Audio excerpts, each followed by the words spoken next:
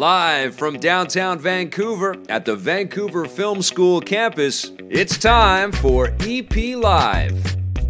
Hey, welcome to EPN. My name is Victor Lucas, and we bring you the latest in everything cool every single day. Happy Monday. I know that Monday can be a miserable day for people out there sometimes, so let's try to brighten things up, all right? It's the end of the day if you're on the East Coast, and it is very close to the end of the day if you're on the West Coast. We've got a great episode for you, and yes, once again, we are live in our space at the VFS Cafe, which is at 390 West Hastings in Vancouver, BC. You can always come on down and watch the show live and in person and meet the cool guests that we bring into the show. And we've got great guests from Phoenix Labs in today to talk to us about their game called Dauntless, which they've been working on for a while. But we've got a rundown to get to, and we are going to dedicate this to two people, to Luke Perry, who sadly passed away today, and it's just a tragic story overall, and clearly was able to touch a lot of our lives through a lot of different work that he has been involved in. It wasn't just 90210, but a lot of other things as well, and it's kind of a big deal because he shoots in, well, it is a big deal. He was been shooting a show in Vancouver, Riverdale here, so there's a big part of the creative community in the town that has been affected directly by this. So rest in peace, and our condolences to all that knew him. But we also want to give a shout out to Edible Fitness, who really enjoyed our David Hayter interview on Friday, and that was a real treat to have David in the studio with us. It was a great show, and we had a good time. But let's get started with our rundown. One of Hollywood's most influential actors is hoping that he'll get the call on the codec. Star Wars and Annihilation, Star Wars and Annihilation's Oscar Isaac wants to play Solid Snake in the Metal Gear Solid movie. When asked by IGN if he'd like to appear in any video game adaptation, Isaac didn't hesitate to name Metal Gear, prompting waves of approval on social media. The Metal Gear Solid movie's director, Jordan Vogt-Roberts, has even weighed in, saying that although casting is yet to begin, the ball is in Isaac's court, so he could play the character if he wants. The film adaptation doesn't have a release window yet, so we might have to wait a while before casting announcements are made. I love Oscar Isaac. I think he's a phenomenal actor, and he's a chameleon, and I think he might not be the first person you think of when you think of Solid Snake, but I think he could really embody that character and bring something fresh to the role and make him, you know, super fun. But you know what? I'm going to throw my hat in the ring for David Hayter. I think the guy's got his chops. He's played the character forever. I think people would get a kick out of an actual live action performance of the role, and I think he could nail it. And I think that would be you know, a major fan service. But he was pretty clear that his relationship with Kojima has taken some different turns. So I don't know if we'd ever see that happen. But you know, it's weird that Kojima is not associated with this franchise anymore in the game form, but he's still involved directly with Jordan Vogt-Roberts on the making of this movie. So very fascinating stories all the way around. But if David Hayter isn't in the list of applicants or the likely sort of approved actors for the role, absolutely, Oscar Isaac would be amazing. What do you guys think? And if Netflix is, we got a Netflix story, and Netflix has just got their first Big Picture nomination for Roma, but it might be their last. Late last week, reports surfaced that Hollywood legend Steven Spielberg is planning to ask the MPAA to change their rules and make streaming films ineligible for Oscar nominations. Spielberg compares Netflix movies to television films, arguing that they're not the same as the theatrical experience. Now, Netflix has reported in a statement, they've responded in a statement that they point out that streaming makes movies more accessible to a wider audience, like low-income people who can't afford a night out at the movies and people who live in locations without a movie theater. Netflix argues that this gives filmmakers a better way to share their art. Several other prominent voices in Hollywood have made the same argument in favor of streaming, and Spielberg contemporaries like Martin Scorsese and the Coen brothers have already started making Netflix movies. Still, Spielberg is on the board of governors at the MPAA and he's got a lot of sway, obviously, in Hollywood, so we'll have to wait and see what happens here. I think, you know, I don't often disagree with Steven Spielberg, but I think he's on the wrong side of this. I think Alfonso Cuarón had a fantastic statement about the fact that Roma was financed by Netflix, and there's no way in hell that a Spanish-language black-and-white movie with subtitles would be funded by any of the major studios, and it would not get the theatrical distribution that Netflix allowed for that film. You know, it got in front of a lot of people, and it became a big hit for Netflix and for Cuarón, and it won Oscars that were fully justified.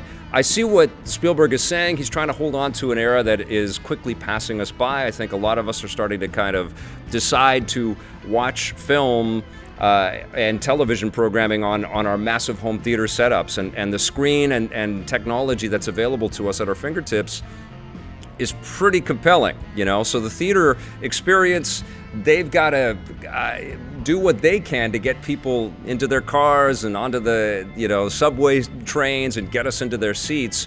And you know, they're fighting it. I don't think Spielberg coming out there and saying that these movies can only be looked at for Oscar sort of acceptance if they end up in the theaters is the right way to go.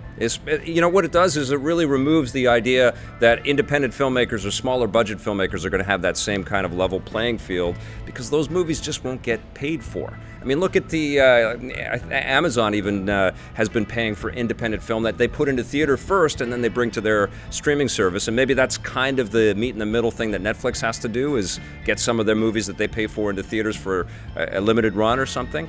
But yeah, it's pretty crappy, because this is obviously an opportunity for artists to get their work funded and seen by a lot of people, and Spielberg should be rooting for that. A young Steven Spielberg, I think, would be. All right, and if Netflix is too controversial, let's move to something that doesn't cause any debate right now: Ghostbusters. Right. The new Ghostbusters movie has narrowed down the list of actors that it's going to call. Variety reports that Stranger Things and It star Finn Wolfhard? Is it Wolfhard? Yeah?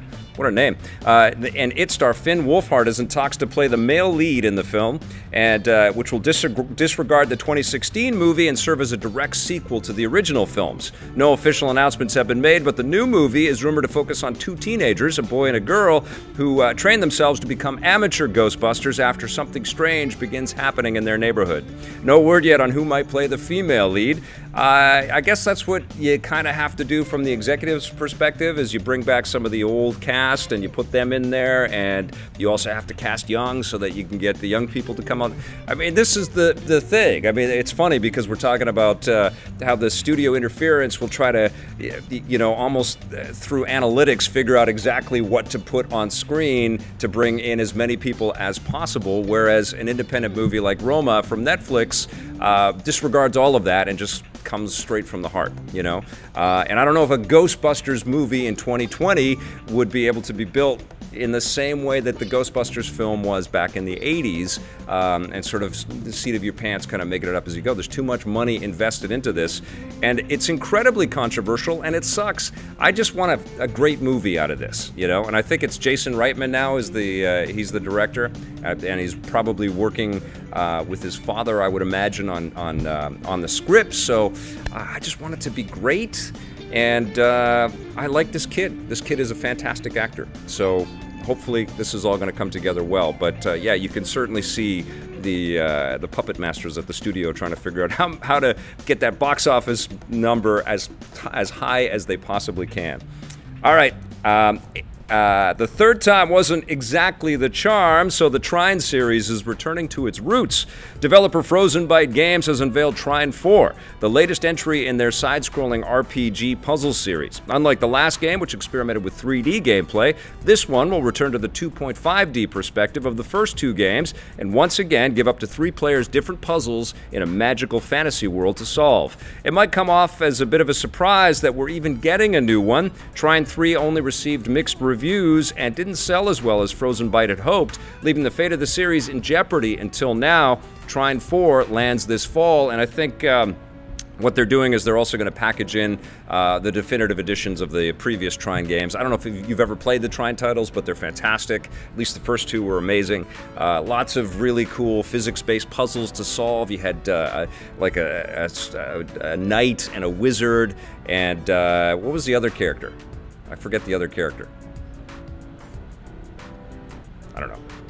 Oh, Archer. Yes. Okay. So everybody had different abilities and different skills, and you had to kind of jump between all of them, and you had to progress and wipe out, waves and waves of sort of medieval bad guys. Loved it. Very cool and beautiful artwork as well. So I didn't play Trine 3 though, and maybe this was why. Maybe the word of mouth, they were just trying to sort of squash it. But I'm glad that it's returning to its roots, and if you've never played those games, definitely check them out. They qualify as buried treasures for sure, the first two. All right, Apex Legends is already a Titan-sized hit, and it just keeps getting bigger and bigger. 1 month after launch, EA and Respawn Entertainment have announced that the game has now crossed the 50 million player threshold. That's double the 25 million they announced after the first week, and makes Apex Legends the fastest growing Battle Royale game yet.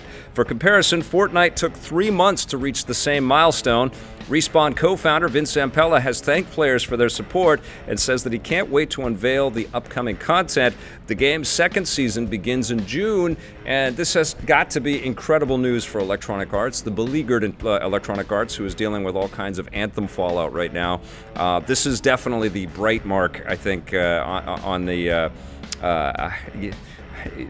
sort of for the stock market out there right now as with regards to Electronic Arts. I'm happy as hell for Respawn. I think that's fantastic. This is a studio that was crafted out of a lot of drama that was going on between Activision when Vince Zampella and his other co-founders were working there on Call of Duty titles, and they left and it was messy, and they got to work on Titanfall and they blew us away, and Titanfall 2 was incredible and it didn't get the sales that it deserved. So this is pretty fantastic that they're getting all kinds of buzz around Apex Legends, and pretty soon Star Wars Jedi Fallen Order. We're going to see all kinds of stuff on that next month, which is also being made from Respawn. And hopefully this sort of creates a blank check kind of attitude over at Electronic Arts to let these incredible creators create incredible things for us. Very excited. It is a very cool game. It deserves this much love and attention, even though the Battle Royale market is incredibly crowded right now. But kudos to everybody at Respawn. Great stuff. All right, that's going to do it for our rundown today. Let's take a look back at this day in Everything Cool.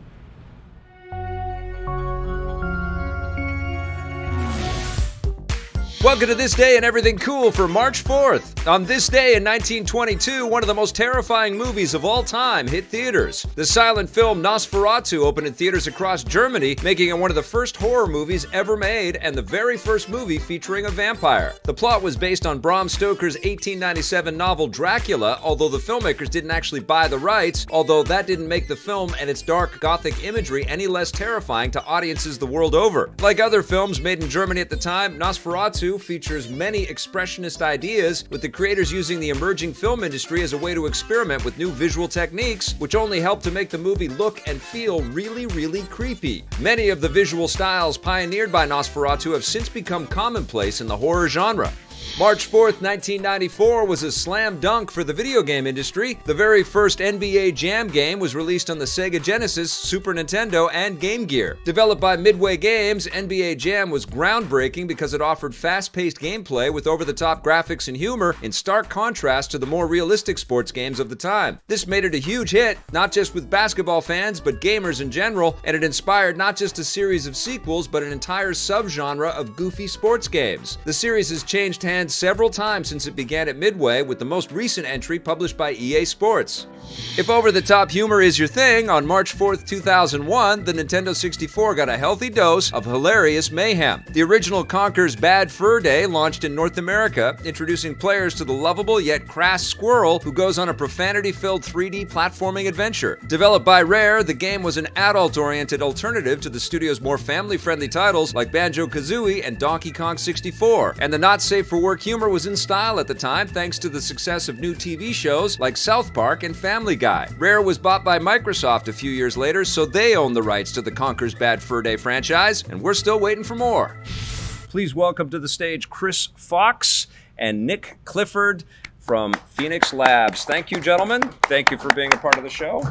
Absolutely. Nick, good Thanks to for meet having you. us. And Chris, good to meet Nice you. to meet you. Thanks for coming down. You guys have a Vancouver-based studio, and you've been working on this game for a while. It's out there now, and people can play it. It's free to play. Yep. So you can download this as you're watching the show right now, actually, Yep, if you sure wanted to can. do that.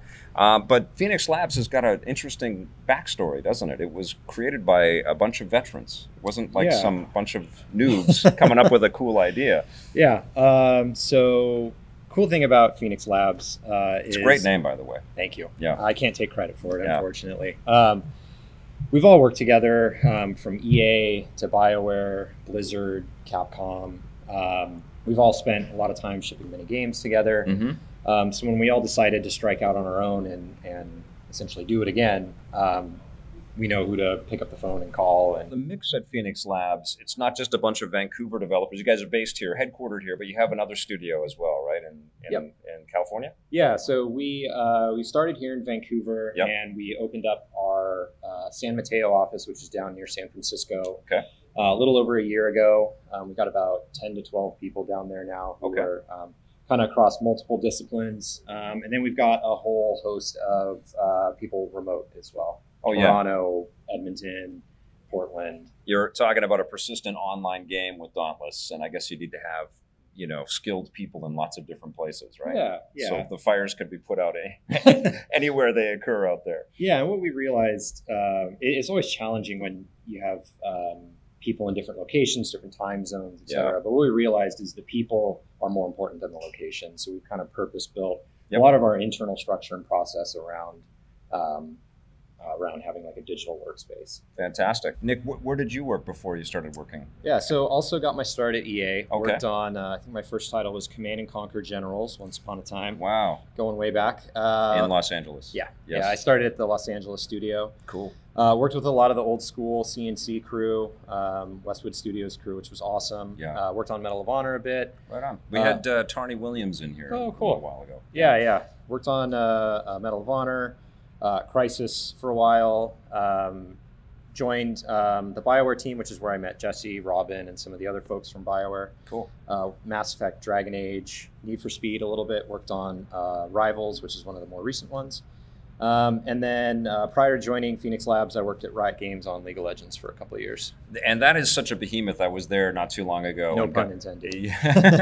No pun intended, yes, Yeah. because you're killing behemoths. But I couldn't believe the size and scale of that company. It was just massive all around one. I've visited studios for 25 years, and I remember, and I put this direct link in my head. I'd go to Sega of America, and they would have 600 people or something like that working there, and they've got this body of published titles, but you could see the scale of it. And then you go to League of Legends, and it's one game, or Riot, it's one game, and it's that big. Yeah. And was that the inspiration? Was that something that the founders of Phoenix, Jesse and the other founders, sort of said, the world has changed, and we can ship a title and just keep people as part of this community to keep it growing and growing and growing? Yeah, I mean, I think we always set out to create a live game with Dauntless and with, honestly, whichever game we had landed on. Yeah. We saw the ways of how it can work at Riot. Just the landscape has shifted so much even in the last 5-10 years. No Yes. longer are games box products that you ship on a shelf that has to go on a truck that goes to a GameStop or a Best Buy. Yeah. Nowadays, you can put your patcher up on your website. You can release updates directly to your players. And even the free-to-play model has been great just in terms of opening up new doors and getting the game out to as many players as possible. I mean, to your point earlier about Netflix and being nominated and everything, like Netflix and the free-to-play market kind of have done tons for just distribution and getting the game out as broadly and as widely as possible. Yeah, I mean, what else did we create this mechanism for, the internet for, Yeah. rather apart from sharing, communication and art and information like the way that we do, right? And I think that we are still figuring it out, still figuring out pricing, I mean, that's one of my things that I talk about on the show all the time, is just like we talk about the economies around games and the scale around games and the way that publishers and developers are kind of coexisting. And, I mean, we're all acutely aware of some of the travails that the Anthem team is going through right now. It's not easy, but so much of it is trying to find that balance. And it sounds like with you guys, you're still in beta. Yep. You're still figuring out, you know, some of the systems. I would imagine you're still tinkering and. It's a lot of iteration. I'm kind of dominating the conversation Yeah. here. I'll let Chris talk a bit, but for us, it's about just iteration. Yeah. I mean, I don't think the game will ever be in a finished state for us. Yeah. In the way that the game, like Dauntless today, is better than the Dauntless of yesterday, which is better than the Dauntless of 6 months ago, and we're just constantly like gathering data, listening to players, having discussions, and just improving the formula. And that's really I think the advantage and the key strength of that live, always on game affords us, is that we can take our early learnings and refine them continuously, both through what we've learned and from input and communication and the relationship we have with our players. Right. A lot of what the core of Dauntless is fairly well known, but how that evolves and what we build around it to support it, really narrowing in on the things that we know our player base loves. Yeah. That's a really cool thing. And coming from that box product history, like that was possible before. Yeah. And so for us, like especially from a development point of view, the ability to continually improve and iterate and ideate on your ideas is something that's really, really powerful. And you include the gamers as Absolutely. part of that story, right? Yeah, and they are also responding, I think, right? I mean, that's what we're seeing with Fortnite and with PUBG and Apex now, is that they're a little more forgiving, and they're wanting this stuff to succeed, so they're putting their. I think it's all how it's the communication of how we involve everyone who's playing with us. We're all active in our Discord. We're talking to them, playing with them, and it's a conversation. Like, what do you guys want to see? Does it ever get exhausting for you as developers that have come from? I mean, there must have been a certain sense of satisfaction of shipping a game and saying that's the way I made that, and I'm walking away from that. I'm going to go work on that now. I think it's just a different set of challenges. I certainly don't feel any exhaustion from it. Like that is the reason why I want to build games, is so I can see how people react to it. Have a good time, have a conversation with them, and go back and make it better. Right. There's an analogy here with what I do now too, right? Because I came from a lot of television years, and I'm very grateful for that. But I would ship a show, and I didn't know if anybody watched it. I never really talked to people unless I saw them at an event or something. But now, like, we're all building this together. We've got people that are in the chat right now, sort of connecting with what we're talking about, and it feels like media is that now. And I'm very curious about your thoughts on Anthem's launch right now. Without digging too much in there, we don't want to monopolize the time here. But is it a question of can publishers have it both ways? Can they charge box product pricing and also be live and kind of it be in a beta kind of state, still figuring things out, still fixing things? Or would it have been a wiser move for EA to just say, no, this is going to be a free-to-play game? Yeah.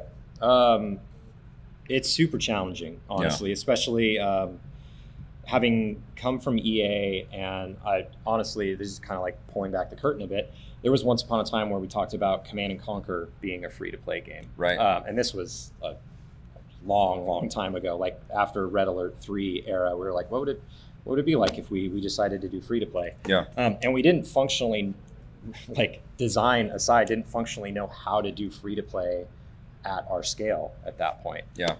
And EA has grown and learned so much, and they're in a much more informed space now. But I think there's other games in the space that have kind of struggled with this as well. I think Destiny and loot boxes kind of comes to mind as well. Yeah. He said, being a full-fledged Destiny player, I love that game. Yes. I have nothing but the utmost respect for the Anthem guys. Like, we still keep in touch with a lot of our friends who are still at BioWare. And it's just, honestly, it's tough, and it's part of the reason why we decided to do free-to-play in the first place. Right. And self-published too, right? Yeah. Well, Epic has signed up to help us distribute our game on console a little bit. So we've been having fun with them the last couple of months. That's awesome. But yeah, like, we knew that whatever we shipped into the ecosystem was not going to be the finished game from day one. Yeah. We knew that we needed feedback. We knew we needed iteration. And, coming from a game like Mass Effect, where you tell a story and you ship it and that's the story, take it or leave it, we wanted to build in a little bit more flexibility there. We knew the game was going to be punk rock and rough. I mean, at the time we were, 30, 40 people shipping a closed beta. Yeah. And we knew we were just going to need to iterate. So we had an honest conversation with our community about it. It was like, hey, literally when you log into Dauntless today, you'll see, hey, you're playing an early access product. Yeah. It's going to be a little bit crufty. That's okay. We're going to make it better. Crufty. Crufty. That's a great word. It's a favorite word around the office. And it's all part of the feedback process to help make the game better. That's awesome. Do you envision a future where games are free? Like that's the way that we get game content in a way that's analogous to the way that we perceive television, which we think is free, but it's not quite free, but it's close to free. Is it subscription coming in and changing all of that? Yeah, just like how we see television and movies and stuff now. Like there's premium pricing. Yeah, there's a ton of different models, and I think there's room for different types of products and experiences to fit within those. And same thing for us. Yeah. I would love it if there was some kind of free-to-play cable subscription for TV. That'd be pretty cool, right? Yeah. Maybe Epic is thinking about that. Yeah, might be, yeah. Right? You just have your Epic subscription, and then you have this whole... Yeah. Oh man. Okay. We're talking about all kinds of stuff. Oh, we have avoided the topic of what your game is about. We have gotten right into the game. Yeah, inside baseball stuff. But let's talk about what Dauntless is, and I know you're still defining some of the elements of it, but from a bird's eye, how do you describe Dauntless to people? Chris, you want to take that? I mean, it's a co-op action RPG where you and your friends team up and beat the crap out of giant behemoths. It's all about kicking their butts, getting good loot, and making awesome gear. Awesome. So it is in the direction of something like Destiny or Anthem, but it's not a shooter. It's more of a fantasy-based experience. Definitely melee focused. We do have a ranged projectile class, but it's that visceral connection between you and a superimposing, larger-than-life monster. That's awesome. And how did the idea and the concept sort of take shape and come to be? I know you had a bunch of different ideas, but was it something within a couple of months there was a direction and a clearer concept of this, or was this something that has evolved because of user feedback? Or yeah, I mean, the initial concept of a co-op game where you kind of have these longer set piece battles really originated from a time when we all think back fondly on games like Dark Souls and Monster Hunter, and even like vanilla WoW raids, where you get your team together, you'd hop on Vent, and you'd strategize your plan of attack, and then there's kind of this longer 5 to 10, maybe 20-minute battle that unfolds, and there's multiple layers of strategy and coordination involved, and we really liked that feeling, and we wanted to capture that in our co-op. And I think as well, looking at capturing that experience, but having that moment-to-moment, really skill-based, execution-heavy, in that moment combat. Yeah. And we didn't do a shooter, and we're looking at what kind of genres are out there, what kind of experiences we could build, and that was the one that really stood out. Yeah. Are you in a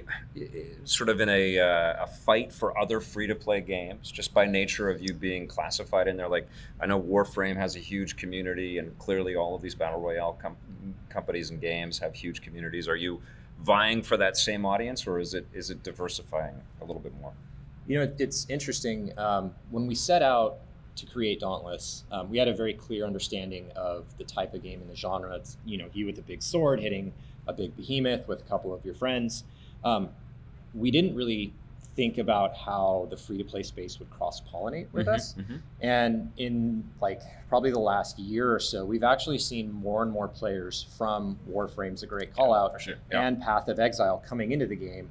And when we talk to them, what we've learned is it's less, to the free-to-play players, it's less important that it's a fantasy game or a melee game or co-op for 4 players. What they want is a fun game that they can play together, regardless of the setting or sci-fi versus fantasy, guns versus swords. Which is Destiny, right? And Anthem when it's sort of firing on all.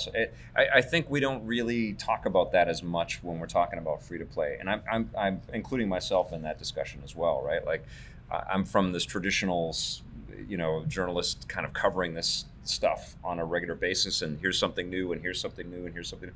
But players out there really dig the idea of just sitting back and having that community and sharing something with their pals. And there's a way to develop to that, and that's, I think, what free to play is kind of all about in a lot of ways, right? There's a moment for me, and I think for a lot of us, one of the PAXs we were at, and we'd have people come up to us, groups of people, and it wasn't like, hey, you're that new game in this genre with this look. It was like, oh, I heard there's an awesome co-op like experience over here, right? A game for like all of us to come play, right? And that was what they were gravitating towards. Was like they had their crew, they wanted something that they could dig into and spend months or years on, right? And they're like, hey, we heard we should come look at this one, right? What do you guys got going on here? And I guess, you bring up a good point that there is room for all of it, right? We've had an amazing year now with lots of people getting a lot of recognition for their single player games out there, and there's room for that. And there's room for these free to play, massive online persistent experiences. Now, the gameplay in Dauntless is you and a crew of 4 people total. Yeah. But are you affecting the world so that other people will see what's happening if they jump into, like, does the city, the hub city, transform at all based on your exploits and some of the stuff that you are able to achieve in the game? The biggest thing that you're going to be affecting and showing to other people is what you're wearing. Okay. Getting your outfit right and making sure your colors are on point and having that look down. There's a lot of fashion in the city. Okay, cool. Is there one city? And then everybody ventures out from there, or are you conceiving of other hub environments, or how does that work? Yeah, I mean, there's one city today, and when I say one, there's call it multiple instances of it. The city can have anywhere from 30 to 40 plus players inside of it. Okay. But we've talked about exploring other locales and regions as we expand the game. Yep. And we've also launched a couple different events in game that have changed the city. Frostfall comes to mind, where we cover the city in snow. Dark Harvest for Halloween. Most recently, and I think it's still running today, is Saints Bond, which is kind of our more traditional, like, what would Valentine's Day look like in our universe? Cool. We're gearing up for season 3, which is coming in a couple weeks. Mm-hmm. That's going to be a completely different theme. And every time we launch one of these seasons, it changes kind of everything inside of the game.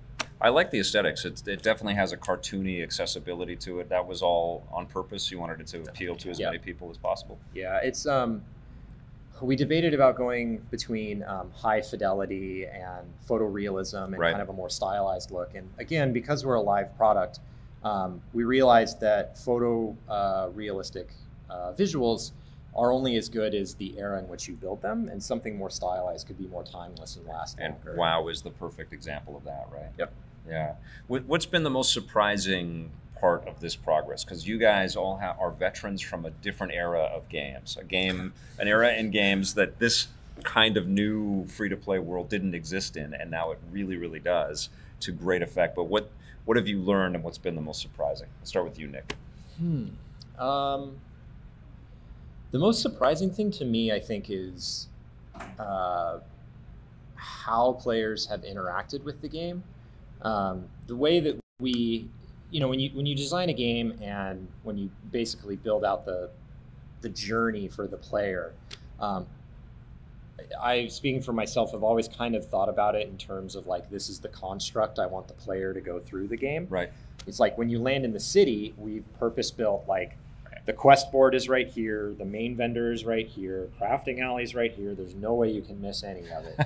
It's like, we got you covered, don't worry. And the first thing people do when they land in the city is, like, go run and start jumping on the rooftops, and then they fall off the world, or they fall into a sewer, and it's like, the community has helped build so many, like, cultural moments inside of our game that honestly we had never intended. Right. And those are kind of like some of the most delightful moments, is like, now there's this, like, ongoing joke where we hide a goat named Benson kind of throughout the game and on rooftops, because people are, like, ever trying to find the next place that we're going to put him. That's cool.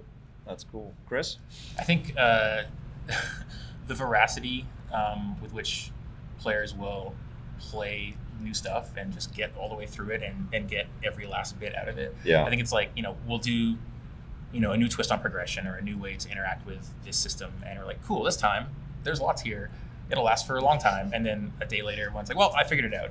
And just constantly going back to that. I mean, I shouldn't be surprised at this point. Like, that was always true in box product as well. But it's like, damn, you guys, nobody sleeps. Like, you play for 100 hours in less like hours of that in this week. I don't know, how was that possible? Yeah, no, it's interesting to build on that a bit. I think we've seen a lot of this with the revolution that Twitch and YouTube has brought. You know, to Chris's point, back in like the era of Mass Effect and Command and Conquer, you know, people would play games like Mass Effect used to take. We used to hang our hats and be like, oh, this is a 60-hour game. We got you covered. Yeah. And now we have, you know, Twitch streamers who are playing at least 60 hours, 40 to 60 hours a week, trying to create enough content and entertainment for their communities. And right. It's like with one game. With one game. Yes. And you know, gone are the days where that's like, also a new element in all of this too, right? Yeah. It's sort of all dovetailed into what the video game industry kind of represents now. Yeah. Which is really crazy. I interviewed the Fortnite people for many years before that game came out. But the last interview I did with them was at E3 2017, and there was no mention of Battle Royale. There was no discussion. PUBG was taking the world by storm. I don't even know if they knew they were making that Battle Royale mode at E3 2017. I don't even know. They might have, but we didn't talk about it for sure. And then, of course, Battle Royale became their bread and butter. Could you see something like that? Not necessarily you're not announcing a Battle Royale mode in Dauntless today, but could you see something like that, a new mode or a new way to sort of attack this world that you're creating, becoming its own subgenre or its own entity? I think what you just described, that process of being reactive to how people choose to interact with the toy that you put in their hands is super crucial. Like, we're not talking about anything on that level. Yep. But I mean, having that relationship with your players means, you know, sometimes you need to pivot. And if we put something in the game that, like to Nick's point, people play with in a totally unexpected way, there's an opportunity there or a choice for us to say like, oh, cool. No, that's not what we wanted you to do. Or, let's make sure this is awesome and build, you know, more on top of it. So I think that's part of the live service and you know, building the kind of game that we build is just that ability and willingness to be reactive and see where the game goes. Is there an example of maybe not a Battle Royale kind of Sure. level, but is there like, did they ask for a certain size of beast or something? Did you keep hearing about a specific thing and then it eventually became? The one I go back to all the time is like when we started out, we're like, we're never going to have a ranged class in this game. That's not what we're about. And then everyone wanted a ranged class. So like, we're building a ranged class. And that's, you know, we were wrong. The range class is awesome. Wow. It's the most played class. Like that's a really cool thing. And that's the kind of thing that we couldn't have done in the past. No. Yeah, and that's such an interesting way to build art. You know, you're building reactive art, which is being, you know, you're learning from the people that are playing the game. It's that melting pot, right? You have your intuition, your experience in your gut, you have your data, and then you have all the feedback and suggestions and emotions and feelings from the people playing the game. And then you go away and you take those things and hopefully come up with something awesome. And that for me is the most, I think, rewarding part of this kind of game, is that there's always a new thing and there's always you know, a whole bunch of different external and internal stimulus to you know, inform how you think about the problem set. Awesome. Do you guys play Dauntless with mouse and keyboard, or do you play it with a controller?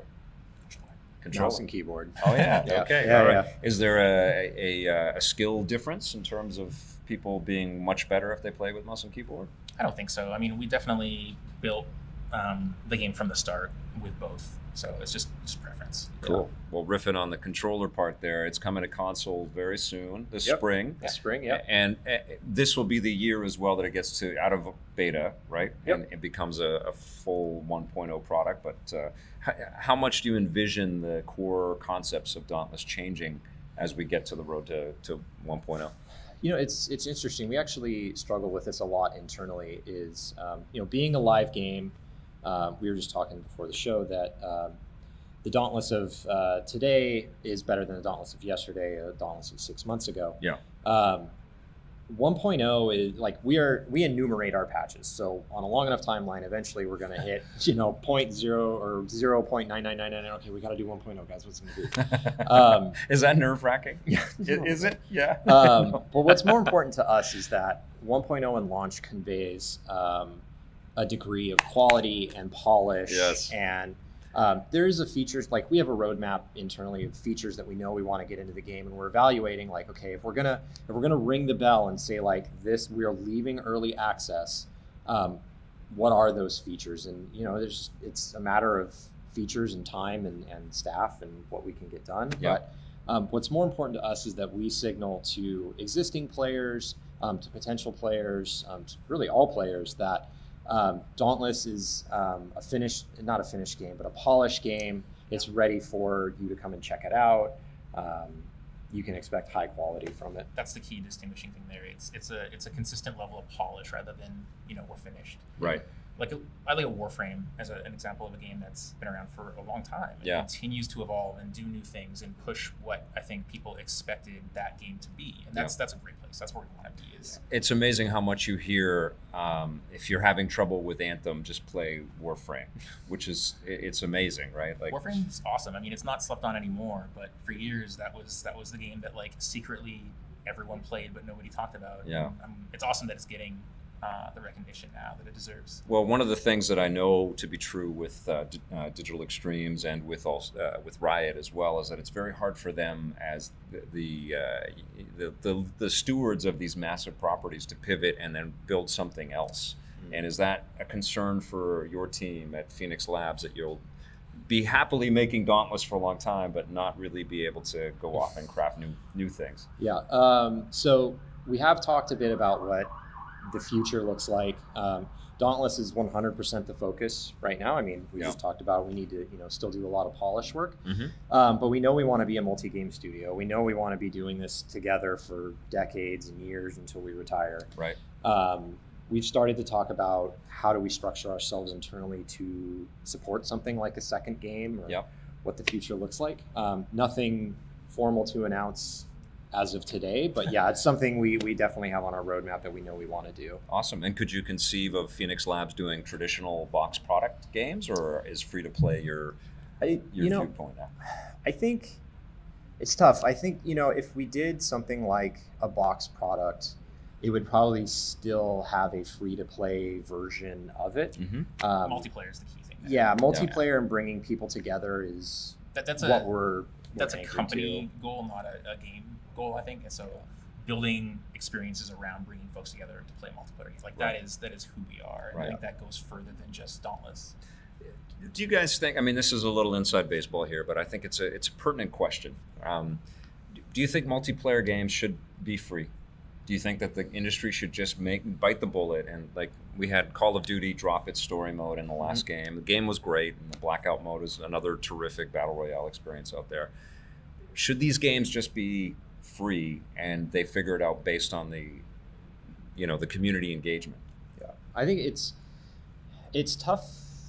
I keep saying it's tough. Games are tough. Yeah. I think the thing for me is I'm trying to like channel when I was in the music industry once upon a time. And if you were to tell me that like Spotify was going to make all music free, I'd tell you you're insane, right? Like no one would opt into that. It is a crazy world, right? That's where we're at, right? And I think even 5 years ago, it's hard to have that conversation because the hardware hadn't caught up to it yet. And I think we're at a tipping point now where we can have conversations around like game streaming and just stream everything to your console or stream everything to your PC. I think it's really easy for me to point at certain genres like action RPGs or MOBAs or fighting games and be like, yes, that should be free to play. What does it look like in a story-based game where it's like you get the first chapter for free and then you pay $1 a chapter thereout? It's kind of like it starts to break down for me a little bit. So yeah, I mean, like I still spend $10 for a full book at the bookstore versus like $1 a chapter. I'm not quite sure. At the bookstore?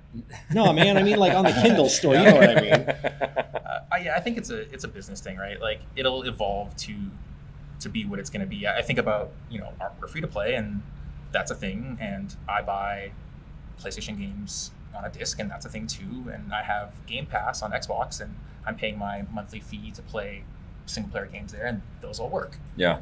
So I think that problem, that'll get solved. I think, you're going to make the games you're going to make, and they're going to fit into some business model somewhere, hopefully. Yeah. But I don't think, it's hard for me to, as a designer or producer, to sit here and say like, oh, they should all be free. Yeah. Because I interact with every conceivable business model, and they all work to different degrees. And we're still figuring it out. Yeah. That's the best thing about games too, right? I say this all the time as well. It's like I've been covering the biz for 25 years, and it's not complete. It's not figured out, you know.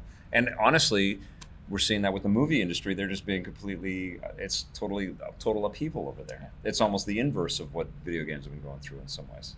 Yeah, interesting. I want to follow this lead and maybe have you guys back on or come and visit you guys, and we'll talk a little bit more about the business and love to. And you know, and just get some different insights around all this stuff. But really, really cool story. Thank you. Congratulations. Can't wait to play the game on my console. But I'm more of a console player. But congrats and keep it up. Thank you. Chris and Nick, thanks for coming down. All right, let's go to a, speaking of Netflix, a review of Russian Doll. I keep dying and reliving the same night. Does it hurt? Yes. You seem fine.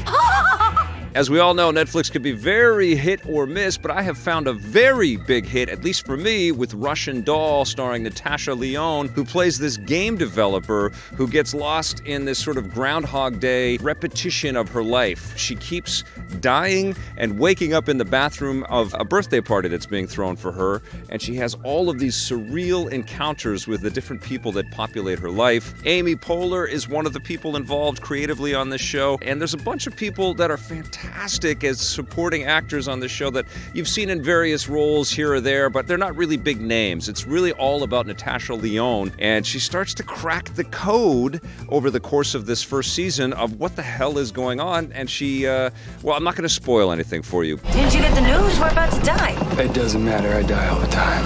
Me too. Just let me tell you that this show is incredibly fresh, incredibly funny. It gets very dark in some places as well, and some of the deaths are horrific and shocking and hilarious because they just pop out of nowhere. Natasha Lyonne is amazing in this show because she is so petrified of what is going to happen to her, and she's just like worried about like walking down the stairs. She's always looking around her to make sure no pianos are going to fall out of the sky. And she's just looking for some kind of life preserver here to kind of give her a clue as to why this thing keeps happening to her. Why does she keep dying and waking up and having to relive moments in her life? And she's just going crazy. Is it the nicest psych ward? The way that the plot kind of unfolds, you know, you're right along the ride with her because you start to see that some of the pieces in her Groundhog Day story start to change and disappear. And, you know, of course, she's carrying on with the memories that she's got every single time she does this. And so you as the viewer, you're like, what the hell are they going to change this time? What's going to happen? And what performers are going to deliver their lines a little differently? This must have been a surreal production to put together because it's not just like this 2-hour contained thing.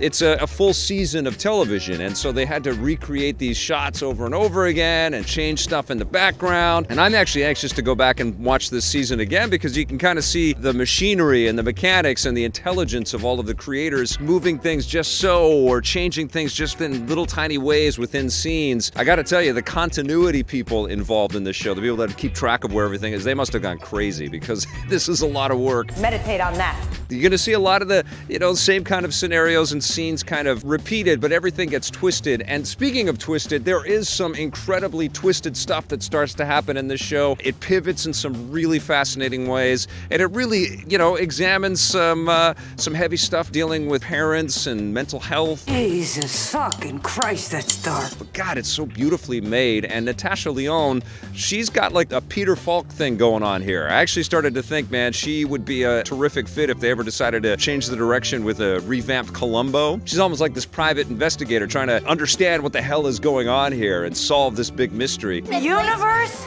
is trying to fuck with me, and I refuse to engage. It's an amazing show. I can't wait for more. I don't know what the hell they do if there is more, though, because this season is just so damn strong. Russian Doll is superb, and I recommend that everybody watch it. They're half-hour episodes, and there aren't too many of them, so it's a quick binge. I'm looking for a communal experience. You're gonna love this show, and there's some nice connections there for all of us game fanatics as well. I'm giving Russian Doll a 10 out of 10. More like this, Netflix. Yeah, the show completely shocked me. I couldn't find anything to really complain about with Russian Doll. It's amazing. You absolutely need to check it out. But before you do that, please check out this buried treasure.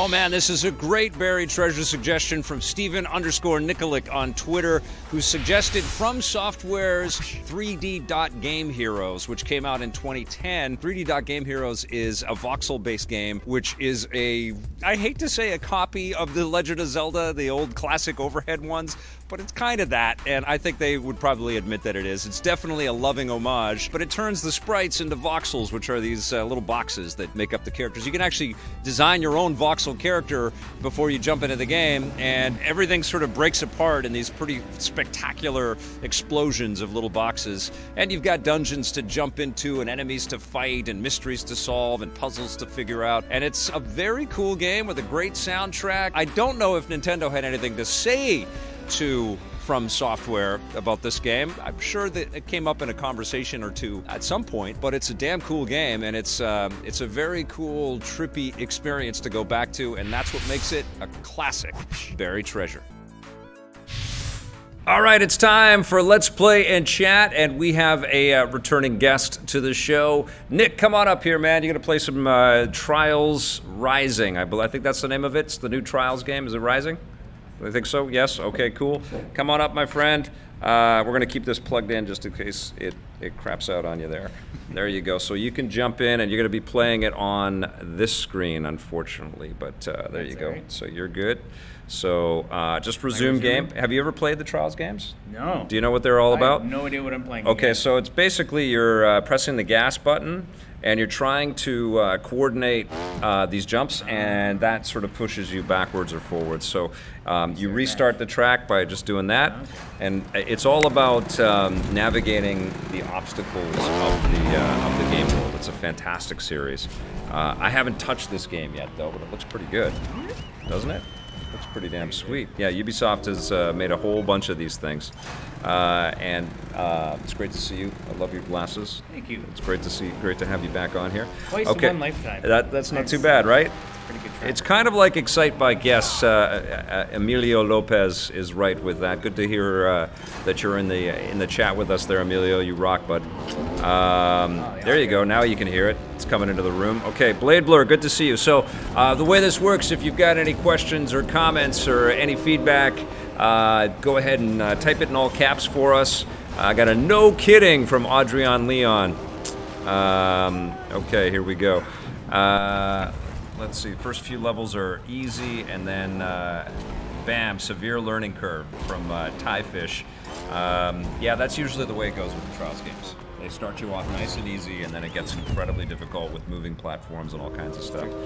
And Mitch Nabe says, heard the Switch version, not so great with the analog triggers. This is the only version I got, so I'll be talking about this when I review it. Okay, let's see what we got here. Nintendo Boy 17. Oh, there you go. Moving that over. We good? Don't tap it? Okay. All right, good. Okay, cool.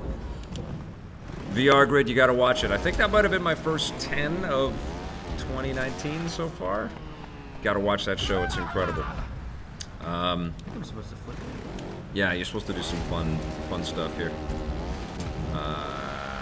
Okay, so go ahead and ask any questions or comments, and I'm here for you. Question from Blade Blur: thoughts on Dead or Alive 6 and its $93 season pass? I saw that. It's absolutely preposterous. I don't know what the hell Koei Tecmo is thinking about that. That's just insane.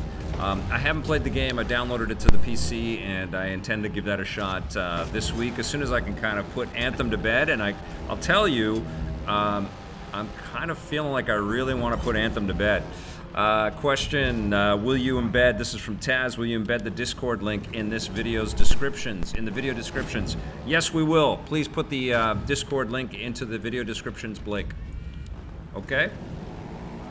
Let's put the Discord link in the video descriptions links. Okay? Got a thumbs up from Mr. Blake. Okay, cool.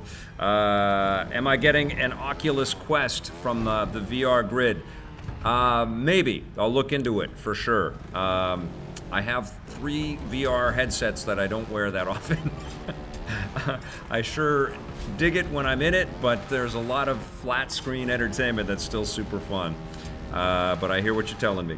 Blade Blur put the link up for the Discord link. Thank you for joining that, everybody. There is a video issue. We are having some internet issues here, so it's a little bit choppy on some of this stuff, so apologies for that. Question, what game are you most hyped for in March? I think it's the Division 2. Are you going to be checking out the Division 2? It's not for everybody. Probably not. The loot shooter thing. How about you guys? You guys going to play the Division 2? You might? Yeah. Blake is. He's got a thumbs up over there. We were in Washington, as you guys saw, and it was crazy to be walking around the streets of the city, knowing that they crafted it 1-to-1, which is pretty damn exciting. Have I beaten Resident Evil 2 Remake on the PlayStation 4? No, I have not. I haven't been able to go back to it. Devil May Cry 5 is out this month too. Yes, very excited about that game as well. And question, video is lagging from Black Suited Spider-Man. We know that. We don't know how to fix it as we're live without killing the stream and doing a bunch of troubleshooting. So apologies that we're having some internet difficulties. This is the first time, I think, out of this space that we've had a really big internet hiccup. Did we change anything? Nothing's changed. It's the internet, guys. Sometimes this crap happens. It's a new month. It's a new month. Yeah, it's March, right? Yes. My most anticipated March games are Devil May Cry 5, and Sekiro. I'm looking forward to the Sekiro game as well. I'm also looking forward to the Yoshi Crafted World. Bubble Buster, good call. Yeah, it's a pretty good year so far. There's been some big franchises that have returned, which is pretty damn sweet.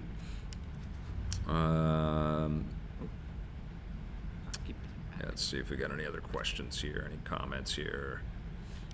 We got an, oh my God, it's the Nick. Yeah. Yes, from Blade Blur. Woo. Getting your own shout out right now. Blade Blur? Blade Blur, yes. Yeah, Daniel. that's a hard one. Yeah, he's great. 3D Dot Heroes from Blade Blur, also known as Scott the Woz game. I don't know what that means. What does that mean, Blade Blur? What is Scott the Woz game? Hopefully we're still live here. I don't know. I don't know if we're on. Is this thing on? Check, check, check, check. Hello. Let's 7.9 red silk shirts out of 10, Tommy, from Thorazine. I like that. All right, let's see. How's it going? Good to see you. Question, did you check out the new Toe Jam and Earl game? That has also been downloaded. Anthem, as frustrating as the game has been, has taken over a ton of my time, mostly because I'm waiting to just sort of finish the last objectives that I have to do to kind of complete the story. And sometimes the requirements for you to complete missions and stuff are just so tedious. It's very frustrating. The mic is on, yes. Scott the Woz is a YouTuber that got a lot of popularity on YouTube in 2018, and he kind of became a meme. Oh, so he loved the game. That's going to do it for our show today. Apologies for the technical difficulties, but hope you enjoyed the content, and we'll see you tomorrow. Thanks for watching, everybody. Play forever.